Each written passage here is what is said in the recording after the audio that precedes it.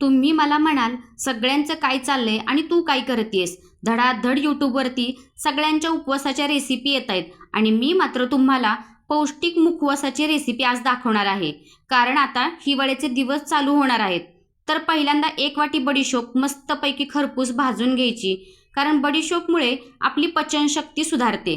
त्यानंतर 1 वाटी जवसही भाजून घ्यायचे, अगदी तडतड होईपर्यंत. जवस हा वजन कमी करण्यात सगळ्यात मुख्य घटक आहे, त्याच्यामुळे. त्यानंतर सगळ्यात शेवटी 1 वाटी गच्च भरून देशी तीळ घ्यायचे व तेही तडतडेपर्यंत भाजून घ्यायचे. हिवाळ्यात तीळ खाल्लेले खूप चांगले असतात. तिळामुळे हेल्दी फॅट शरीराला मिळतात, त्याच्यामुळे मी तिळाचं प्रमाण थोडंसं जास्त ठेवलेलं आहे. तुम्ही यात धना डाळही टाकू शकता किंवा हळद मिठाचे पाणी घालून सर्व जिन्नस भाजून घेऊ शकता. त्याच्यामुळे खूप छान चवीला मुखवास लागतो. असे हे सगळे भाजलेले जिन्नस एका बाउलमध्ये ओतून घ्यायचे व सगळे मिक्स करायचे.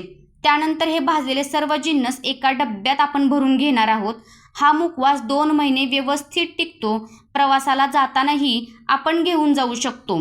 असे हे 3ही स्निग्ध पदार्थ शरीरासाठी खूप चांगले आहेत.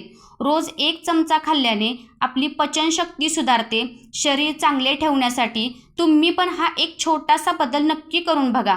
तुम्हालाही त्याचा फायदा होईल